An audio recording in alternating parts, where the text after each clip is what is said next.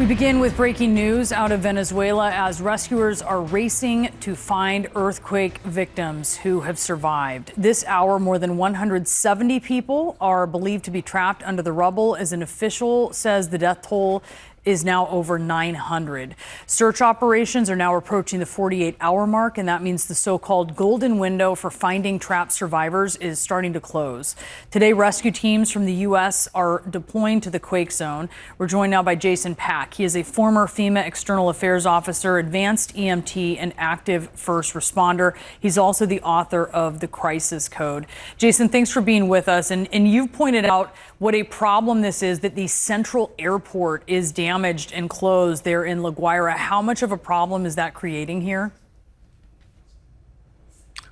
Good afternoon, Brianna. That creates quite a problem because each of the United States' urban search and rescue teams from Fairfax and from LA County both travel with like 50,000 pounds of gear, some very sophisticated equipment, a lot of things they're going to need that they may not be able to get on the ground there in Venezuela. So really, it's critical that the military and the folks will be able to work around those contingencies and make sure that they get the stuff they need there. Yeah, they have equipment, they have these dogs, right, that can make such a difference. We've been hearing experts talk about that. How are they going to bring in that equipment? How is the U.S. military going to bring in equipment? And how much of a delay does this create with the airport problem? Well, it probably does create some delays, but I have confidence in the military, and the USAR teams are no strangers to going internationally to deploy. They're one of two in the United States that can go. So the U.S. government has sent both of them under coordination with the State Department. But once they get there, each of these buildings is a scene in and of itself. It's kind of like during 9/11. These urban search and rescue teams, there was 5 or 6 of them just in that New York City area at the Pile, what they call it down there. And they were working for weeks to try to find survivors down there. So we did mention that 72-hour race against the clock that we're up against. But we have seen in other earthquakes that there is still hope. There was a boy found 15 days later, and in Turkey, 200 hours later.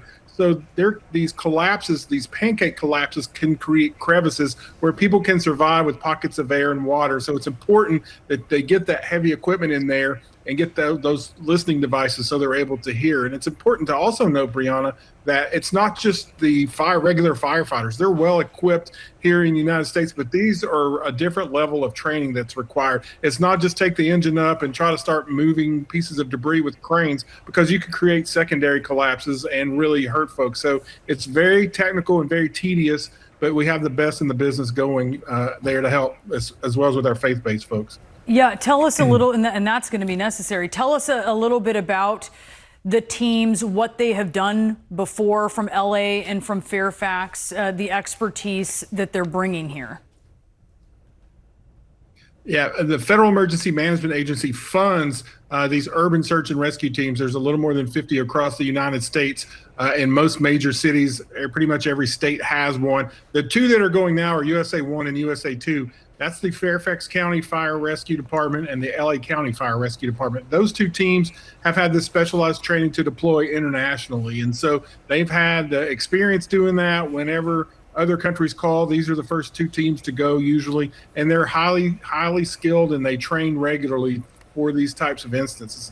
So I think they're going to get there. It's going to be a few hours to get mobilized, but once they get there, they're going to be of tremendous value to the folks that are just up against an unenviable task there in Venezuela.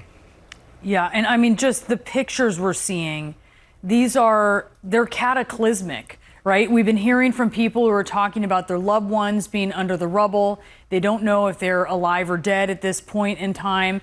You mentioned these miracle cases of people being found 15 days later. Maybe they are lucky enough to be in a void where there's air and water. But for those who are not lucky enough to be in a void where there is water, talk to us about this golden window, how important it is. Well, the first thing you have to do, Brianna, is make sure that scene is safe, and it's very as safe as can be. It's never going to be perfectly safe. You want to look or what's called the widow makers. Those are the hanging pieces of debris over your head, so the rescuers themselves are not injured, but they're going to rescue as many people as they can as safely as possible. So hopefully the Venezuelan authorities and the Venezuelan military are on the scene of a lot of these places. They've identified where the likely victims are, and so hopefully they can complement that with the FEMA urban search and rescue teams coming from the U.S. and frankly, Brianna, from all over the world. Yeah, let's hope. They need it for sure. Jason Pack, thank you very much. Boris?